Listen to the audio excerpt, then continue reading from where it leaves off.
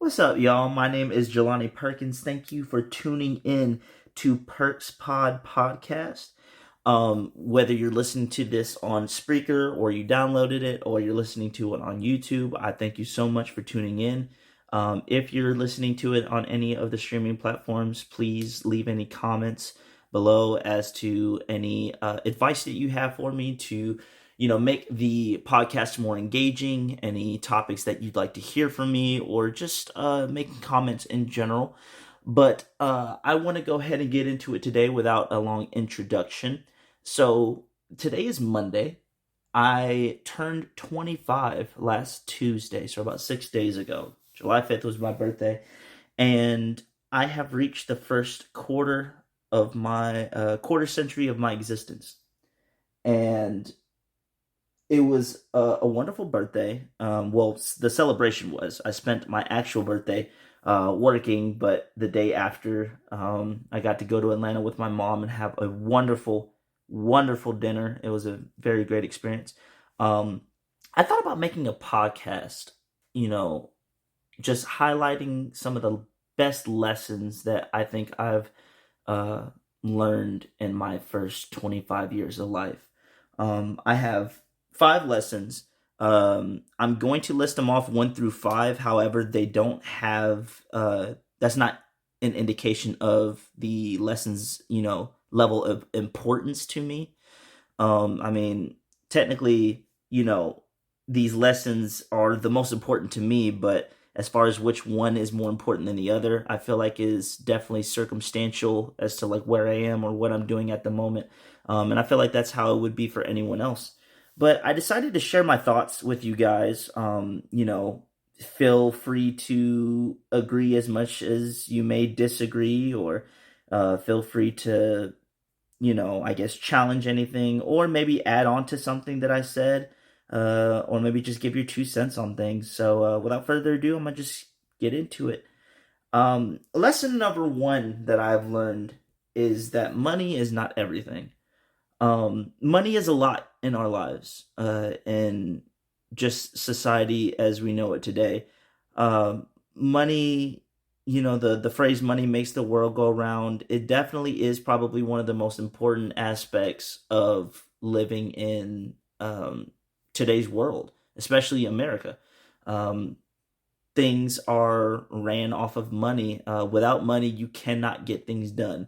No matter how hard you work, no matter how hard you try, if you do not have the funds, more than likely, you will not do what you need to do. Now, it's possible to come up in the world from having nothing, but the ultimate goal to get to the actual come up, you have to make some money somewhere. So, obviously, funds, financial status, and security is very important in our lives.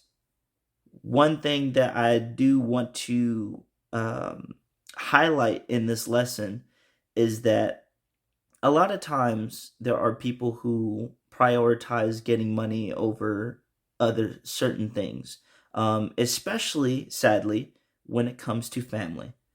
Um, I have read a lot of things and watched a lot of videos about people that are older, retired, senior individuals.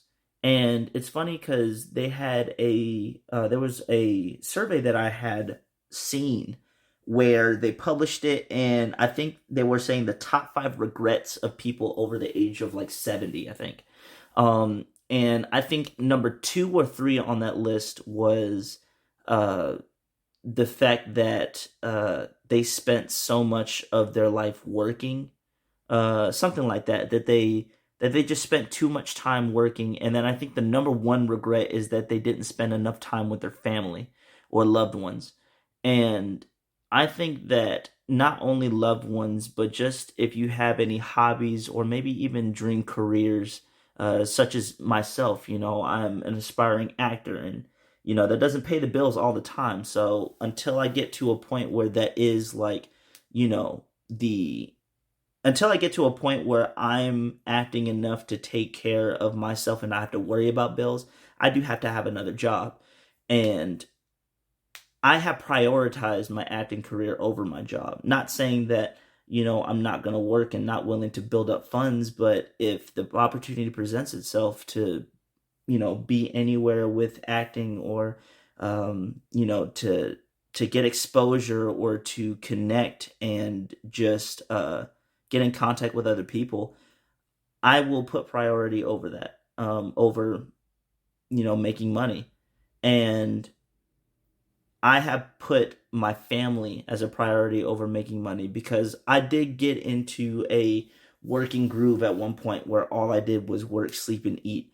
And I can tell you right now, I am not at my worst, and I'm not at my best financial place that I've been in right now.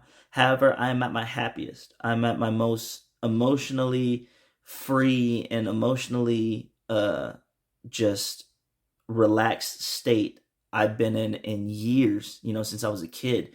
And it's because of the fact that yes, I do make sure that I get enough money to make sure that my bills are paid for and that I could do what I want to do. And I grind a little harder every now and then when I need to make up for some extra funds. But at the same time, I have learned that that is not my only goal. And that's not the only thing that's going to make me happy, having money in the bank. And I have, like I said, I make sure that I have enough to take care of what is necessary for me to do, but I've also made sure that it's not the main focal point of why I even, live, or why I get up in the morning. And ever since I made that transition and made that decision that I'm not going to let the objective of getting money be my sole reason or be my main purpose for getting up in the morning, I have been so much happier and so less stressed in my life. The few stressful times where I had to scrounge to get money, to get money together to pay for like a bill or anything, I would say those moments of stress are nothing compared to the constant stress that I felt when I felt like money had to be made, when it was an absolute necessity for me to get up, go to work, and basically get that bread. And it's very refreshing, having this new mindset where I found, or technically am still finding, a balance between, you know having that drive to make money and putting my responsibilities ahead of me, and balancing that between relaxing and getting in a mental space that I could, not worry about finances, or not have to stress about it, I should say. Um, and that'll kind of segue into one of my later points, but that's one of the biggest things, is that money is not everything.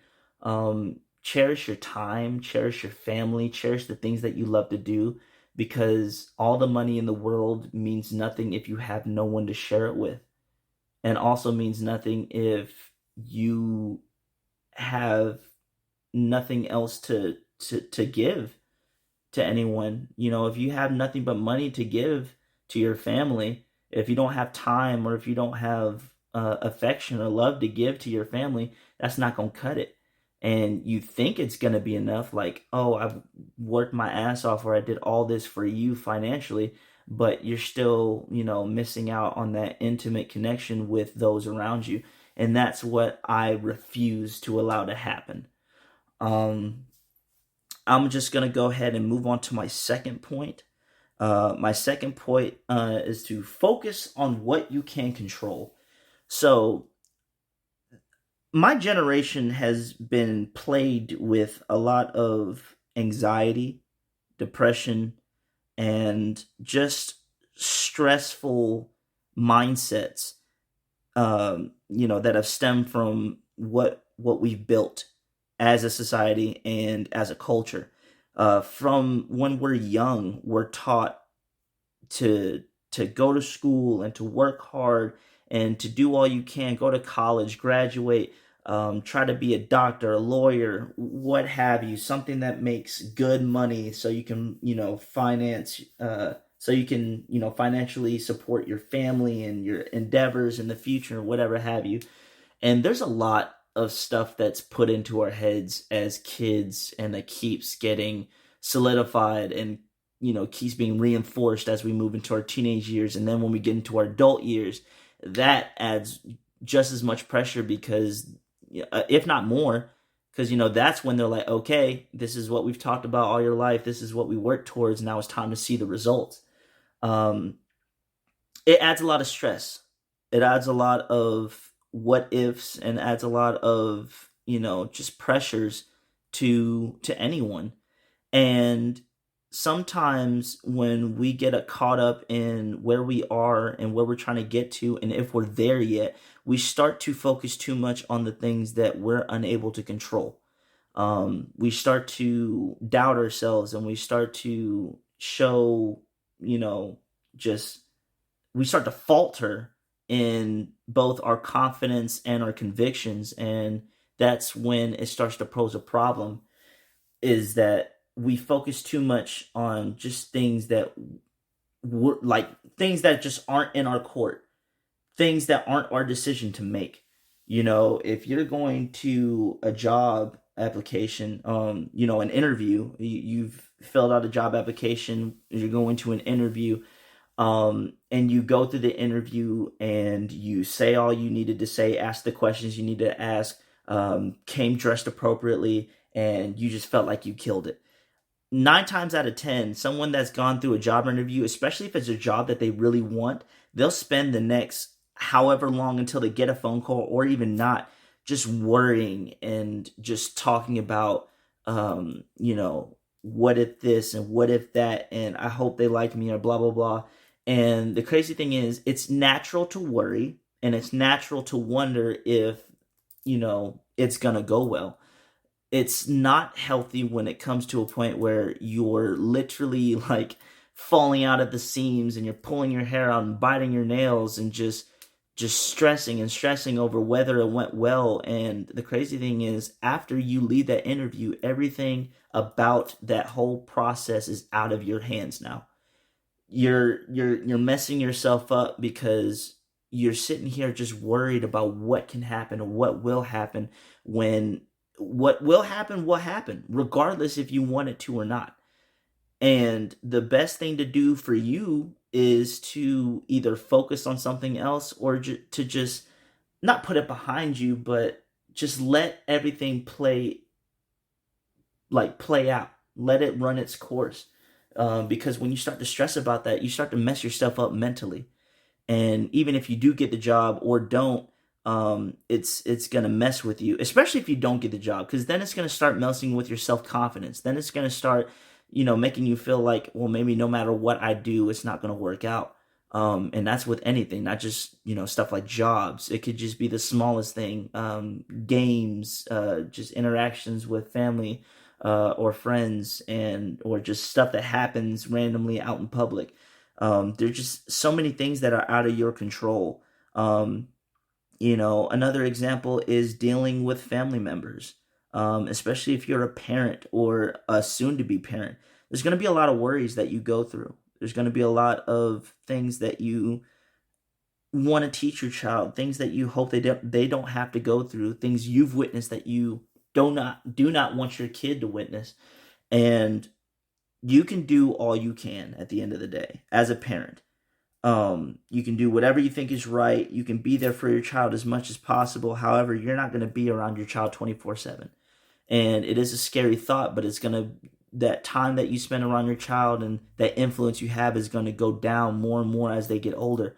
And sometimes when things happen, not necessarily like bad, oh, your child is, they're in a position where they're going to be physically hurt or worse or anything like that. No, it doesn't have to be that drastic, but there may be some things that your child does or child decides to do or decides to be that may not be to your liking, or you think that may hinder them in this world. And like I said, all you can do is the best you can, but at the end of the day, they're their own people and they have other influences other than you that affect their choices.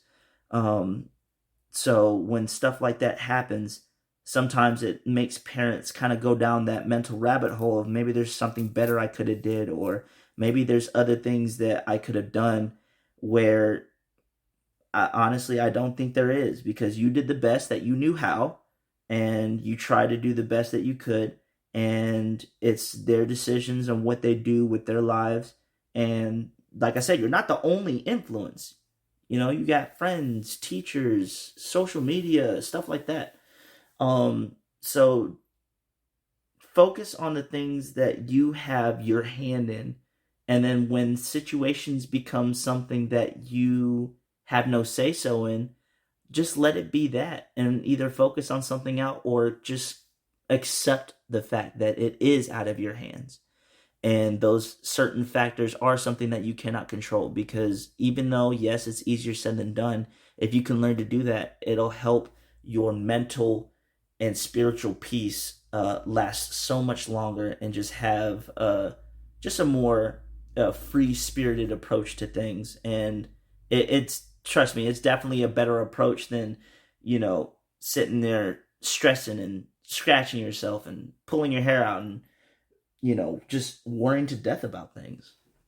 Um, my third lesson that I came up with, it's the short part of it is keep your problems to yourself. And I don't want this confused with, you not putting any problems, or I shouldn't say that.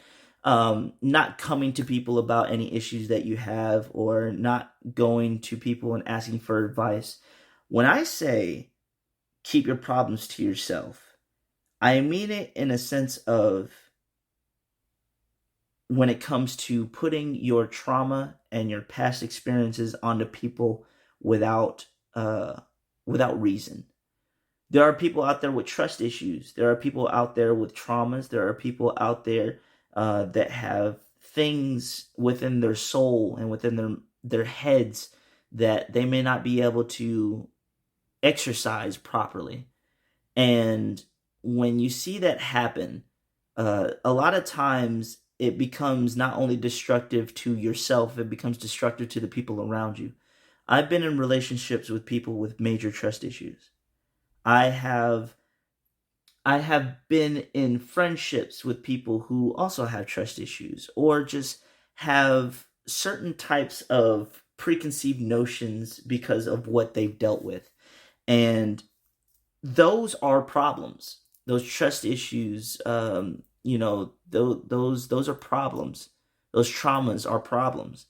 And when I say keep your problems to yourself, I mean it as in, to not treat other people a certain way only because of what you've witnessed in the past. Because that right there is probably a really big way to turn away a lot of blessings in the form of people, especially. When you have trust issues and you start to manifest those onto the people that you're with, it causes a lot of damage, and it causes a lot of pain. Like I said, I've been in a relationship with someone who had major trust issues. It's hard. It's so hard, and it's frustrating, because it's like it ends up feeling like no matter what you do, or no matter what you say, and no matter how much you prove to someone that this is not who you are and you're not the same people that you've had to deal with, it it's there's always something in the back of that person's mind that always wonders or doubts. And then when it comes to certain things or certain problems you may have, that only, that's not even related to trust issues, stuff like that only amplifies the issue, it amplifies those other problems. And it's very self-destructive. um you know, if at all you're having these issues that mess with you and that keep you from treating people how they should be treated, um, seek help, counseling, therapy, anything. If you have any type of issues like that, they must be resolved before you start dealing with people that would definitely take a hit from said issues. If you got trust issues, like is serious trust issues, do not get into a relationship until you no longer have those issues, because I guarantee you it will pose a problem, especially if they're a long-term relationship. If you have traumas, childhood traumas that have to deal with family or friends, um, you know, it's harder to stay away from family and you know things like that. So I'm not gonna say like, hey, don't be around family until you figure it out, but I would say just try to keep your distance as much as you can, or um, try to let people know that this is what's going on and you're trying to work on it. Um, Definitely don't keep people in the dark. You know, if you got those issues and you actually care about them and they care about you, shoot, as tough as it may be, let them know. Because at the end of the day, they may be able to help you. They may be able to look into things that you haven't thought about, that may have other avenues that you haven't explored, something that may help you out that you didn't even think about. Um, but just make sure that you keep that kind of stuff just to yourself, and then try not to project those things onto other people, especially if those people don't deserve it.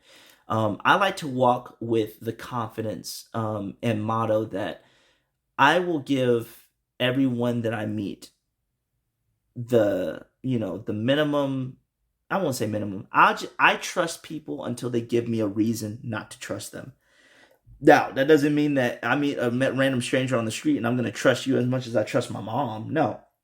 I'm just saying that I have a mutual trust and respect that I give to people, whether I know them or not. And I refuse not to give someone that just because they may look like someone that I knew, or just because they may give off a similar vibe, until I see you, until I get answers from you, until I talk to you and see your actions for myself. You have my general respect and trust. Um, and I'm not for the rumor stuff. So if I hear someone say something about someone, I'm going to want to learn it for myself. I don't enter any type of acquaintance, friendships, whatever, with preconceived notions. I go into a new relationship with clean slates, just clean energy and everything. And then once you show me who you are, that's going to determine how I treat you. And I feel like the world would be a lot better if that's how people interacted. But of course, it's the world. It's not perfect. People aren't perfect. The way they react and interact with things are not perfect. But, I feel like if people hear this advice and at least try and put forth an effort to do these kind of things, I feel like it would definitely help a lot of people out. And not only that, but, make a lot more, make relationships a lot more solid and just understanding and trusting. Um, my fourth lesson that I learned, especially recently in my young adult life, is to surround yourself with like minded people. This one is probably one of the tougher ones, especially when you've been in a place where you've grown up with people. As a military kid, that's one of my other podcasts. If you haven't listened to it, check it out. But as a military kid, I have traveled a lot of places. I met a lot of people. I have seen a lot of personalities, and when I say that it's easier to surround yourself with like-minded people that way, it really is. I hear a lot of horror stories of people growing up with childhood friends, being in one spot, and this is our clique. These are our homeboys, day ones, and they grow into someone that you either don't recognize or grow into someone that's not on the same wavelength. And to see the pain in people's eyes when they either have to cut said people off or when they just can't be associated with them no more, it sucks. And sometimes if you're not strong enough to do that, you end up getting sucked into either the wrong crowd or just the wrong activities. And when you have dreams and aspirations, or you have like a set goal for yourself, and you surround yourself with people who are not goal oriented or are lazy or don't really have anything for them, if you keep yourself around those people, you will you will move backwards. Um, I can't remember who said it, but I remember the quote. If you're not moving forwards, you're moving backwards. There is no standing still. If you have day ones that are on the same stuff that they were in high school, and y'all are like graduated from college trying to build lives for yourselves, they're in the same place mentally, but they've gone backwards in their growth. And that's because as life goes on, you're supposed to grow. You're supposed to mature as a person. That's what you're supposed to do. So technically, if you want me to be honest, staying in the same place to me would be just kind of growing slowly. Like growing slowly would be my vision of staying in the same place, because you can still grow slowly and you have different responsibilities than you did when you were in high school, but you're still in the same place mentally, like barely getting stuff done. Technically, you're doing better than you were a few years ago, but you have more responsibilities and you have more things you need to do. So if you're still barely getting stuff done, just like you were in high school, you may have improved in, quote unquote, improved in the grand scheme of things. But when it comes to what you need to do at that time, you have not gone anywhere. You're still the same person that barely gets stuff done. And um, that's not where you want to be. And then when you have someone that's in the same mentality as they were in high school and still doing the same stuff with their added responsibilities, they're worse off. They're going backwards. They're not doing what they need to do. um, and if you have people like that in your life and you're trying to elevate yourself and accelerate your growth, and you keep those people around you, they're gonna hold you back. And you can say that that's not going to happen. You can say, "Oh, I'm going to do me and we're going to be friends regardless, and this is just we're just on different paths and that's what we're going to do, but I'm still going to be around that person." Uh that's not how it works. I'm sorry. Uh People feed off of energy too much. Even if you're a loner, even if you're a lone wolf, stay to yourself all the time, you still feed off of the energy of others. And if you consistently surround yourself with people that are not going anywhere, you're going to end up either doing the same thing or you're going to slow your growth. The best way to accelerate your growth is to surround yourself with either people who are on the same kind of time or even better time than you are, because they're going to help you grow even faster. And if you have something to bring to the table that they may need to work on, technically you can help them grow just as fast. So finding those people that complement you or just on the same time as you, that's what you need to do. That's with family, that's with friends. There's family members that some people don't need to talk to anymore, don't need to be around because of the energy and the lack of discipline and the lack of just growth as a person. Is toxic, and it could definitely start to impede on what you need to do as your own person, especially if you're spending that much time around them. There's people that I've had to distance myself from when it comes to just acquaintances and friends that I know. Um, you know, they just weren't going anywhere, especially mentally. And, they could probably say the same thing about me, when it comes to living situation or financial situation. It's not like I've come up in the past few years, but I can definitely say that my mindset, my goals for myself, the things that I'm setting up for my future, and just the idea of where I want to head within the next 5 years have all improved, have all grown, have all matured. So I definitely want to keep that up and just continue doing so. And I have been blessed with having the friends that I do and just having the ability that I've had to surround myself with like-minded people or with people that just inspire me to do better. And I feel like that's what everyone needs to do. And sometimes it sucks and it hurts to let go of those people, especially if they've been in your lives for years. but sometimes you have to let go. And if they're about it, they'll continue to work on themselves and get themselves to grow so they can be in your space, especially if they really love you and appreciate the energy that you give. But if not, then sometimes it just is what it is, and you have to let those people go and let them go down the path that they're going to, because if you keep them around, they might end up dragging you along with them, and that's the last thing you want. And I'll go ahead and move on to my final lesson that's kind of a culmination of everything. Um, Lesson number 5: find a balance. Everything that you do in life is going to require a balance. And the crazy thing is, I think that's what uses up the most energy. It's not deciding to do one thing, it's not finding a career, it's not, um, you know, dealing with a family. It's just the balance of everything. Um, in every aspect of life, material or spiritual, emotional, what have you, too much of anything is a bad thing.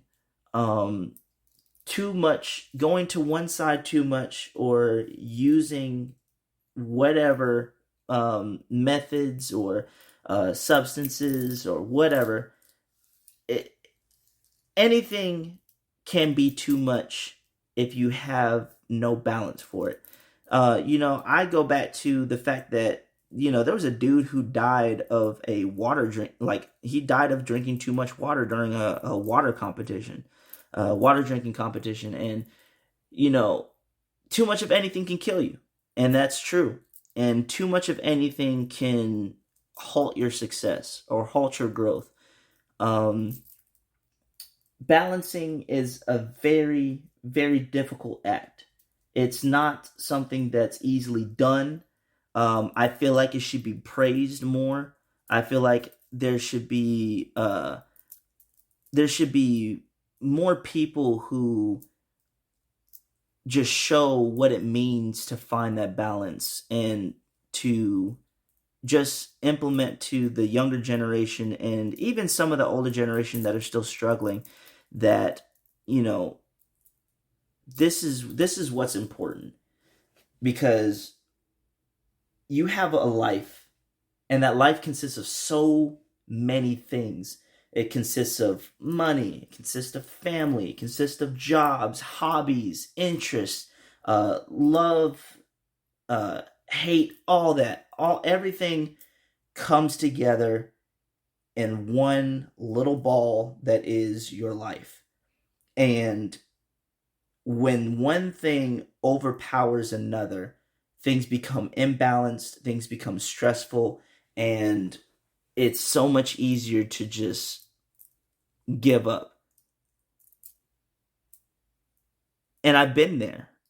I've been I've had a moment where I was in the laziest mindset. Um, I was talking to my mother about it recently. I had quit my job at Geico to focus on my acting career. I had got a work from home job that I was going to do, to make money to put on the table. I can make my own hours.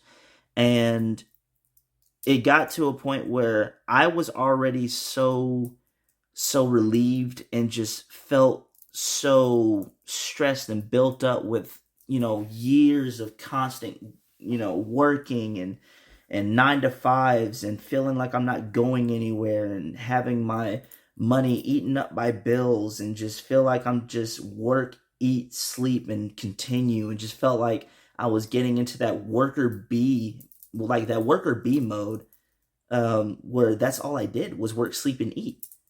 And I felt like I was going nowhere with my life. Yeah, I was getting bills paid for and I was taking care of things, but at the same time, it's like, do I really want to be stuck working a 9 to 5 for the rest of my life, trying to climb the ladder of a corporate job and spend all my hours working and doing these things? And yeah, some people can do it. Some people can pull it off. Some people do it. Many people actually. But it just wasn't the vision that I had for myself. So I quit and I decided to focus on my acting career. Now, my issue was that I got so happy that I was done with it and so comfortable that I ended up becoming too lazy and just losing the drive to work and to make money to take care of the things I needed to. So I had to have a wake up call, and I had to get back on that horse, and I had to find the energy again to work and do what I needed to do. However, I needed to do that and also not sacrifice what I said I was going to do, which was grind for my acting career.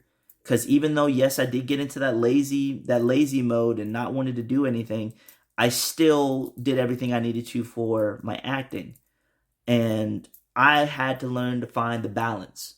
Without that balance, I was either going to have all the money I needed, but work to death and be mentally and emotionally miserable, or I was gonna feel like the top of the world. I can just chill and not do anything, but also let my financial responsibilities go to the wayside.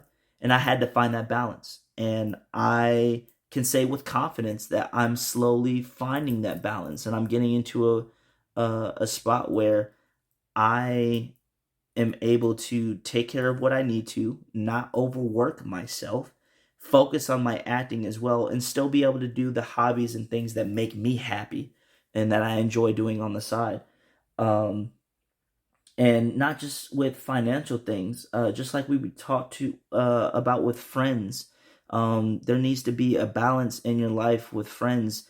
I can't have a friend that's always grinding, always working, always trying to get that next check, to the point where like they're not really a friend anymore. They're almost like that wannabe business partner. Like, hey, do this with me. Like, we gotta make this money. Do this. Do this. Do this. And while that grind is yes beneficial, it's just not good for the mental to constantly be on that go go money money money. So I like to have friends that know how to have fun, know how to let loose, but also can take care of what they need to. And I feel like I definitely have surrounded myself with those. And it was also those friends that helped me realize about myself, kind of come to terms with the fact that I was getting too lazy and that I did need to get, you know, my ass back in shape, both metaphorically and literally. The pandemic really messed me up when it came to physical fitness and, just being in shape. And my relationship didn't help either. There was a lot of things that happened with that. I'm not gonna blame it on my ex significant other, but there was a lot of things that happened that didn't help. Um, and like I said, I eventually found that balance. And even now I'm starting to get into that balance where I'm not forcing myself to diet like crazy. I'm not forcing myself to work out every day. However, I don't let myself starve, and I don't eat to get full. I eat to satisfy the hunger, and I make sure that whatever I eat is generally healthy. And if it's not, I spend either later that day or the next day really working out, or burning off those extra calories. Um, just everything has a balance, and as difficult as it is, it's not impossible to find. And sometimes it may take outside sources to help you find said balances. That's why I think that friends and family are very, very important. People that you can trust to have around you are very important. People that you can expect to have your back and to be honest with you without putting you down. Because that's sadly very rare to find. People that will be honest with you, that'll just give you a heads up. Hey, I noticed you've been slacking a little, or it's just come to my attention that you weren't doing everything that you said you were, or that you used to do, and I just wanted to let you know, bro, that you kind of letting yourself go. And those real friends will tell you, and they'll try to help you, and they won't demean you or try to break down your character, because you have some friends out there that they think that's their way of helping. And I mean, if you're willing to basically get damn near bullied by your own friends, then by all means. But me, I'm a person who is very very grounded and uh built a big foundation on love and mutual trust and mutual respect. So all my closest friends, all my best friends, they talk to me with respect. They tell me what I need to do without sounding like a overly overbearing parent or a judgmental, a judgmental spectator. Um, I have people around me that will keep it 100 and that won't sugarcoat, but also won't be an asshole either. And that's the best combination. That's also a balance. Your friends that can balance that. Um, it's just a life of balancing is the best way I can put it. Uh, find your balance in everything that you do. Find your balance in school, in work, hobbies, whatever. Um, everything needs a balance. Everything needs a schedule. Everything can be taken and just put into categories. And each category fills a void. And once all those voids in your life are filled properly, once they're filled properly, you're going to reach a point to where you couldn't probably feel happier. You probably couldn't feel more fulfilled. And you're going to constantly run into obstacles and things that stress you out or things that might throw off your balance momentarily. But the harder you work at it and the earlier you get on that, just the whole process of balancing your stuff, the earlier you get onto that, the more easy it will be. The easier it'll be when you run into those obstacles, or when you get older, or when other things are added to your life. Because right now, I don't have a significant other. I don't have children. I don't have like a rent or stuff that I got to worry about. Um, so that was very important for me to get into finding my balance before those things became a part of my life. Because if those things would have popped up like one after the other 6 months ago, I would have been lost. I would have been straight up like not knowing what to do with myself. I would have been just running around like a chicken with my head cut off because I didn't even balance the stuff that I already had. And now you got all this other stuff introducing itself to my life, and now I just don't know where to put it because all of my voids are either filled, overfilled, or I don't even know what's supposed to go there. So, with everything that gets added to your life, and sometimes some people can't help it. Some things happen uh, out of the blue, spontaneously, without even, realizing what's happening. But the quicker you can balance what you already have, the better equipped you will be to handle what happens next. And that's just something that I've witnessed with my own eyes through other people's experiences, through my experience of other people and the things, trials that they had to go through. And I just want to see people succeed. I'm genuinely tired of seeing people that I know deserve to be in a better spot uh, either be sabotaged or sabotage themselves because they don't know how to handle things, or they've had too many things thrown at them with no support, or they surround themselves with the wrong types of people. And sometimes that stuff is going to happen. Sometimes you're going to think that someone is a certain way, and you know you just have the utmost trust in them, and they let you down. The crazy thing is there are flags. There are always flags that people will give out, especially if you've known them for long enough. Build that trust, build that mutual respect. Keep your eye out, but don't treat them don't treat them hostilely. You know, when I say keep an eye out for people, it's not distancing and, hey, back up. I don't know you like that yet. Or it's not like a just that attitude of like, I don't know you, so I don't trust you. Keep that eye out as almost like a, I'll give you my trust and my respect, but just know that I'm watching for anything that may tip me off that shows you do not deserve it. That's the best I can I can verbally kind of like just visualize how I look at things and how I treat people. Because people will hear the things that I've done for complete random strangers, and they'll basically tell me, they're like, "Yeah, you're too reckless, or you're too trusting. You put yourself in predicaments." And just know that I technically have. I've given strangers rides to, whatever address they give me, or I've, given people money or helped buy groceries for random strangers. But just know that it was always when I know that they need it more than I do. And even when I'm giving them rides or something, I'm always looking out for my safety as well. I keep that eye out just to make sure that nothing happens. However, just because I give them the benefit of the doubt of being someone that I don't have to watch my back around, doesn't mean that I'm not still watching my own back.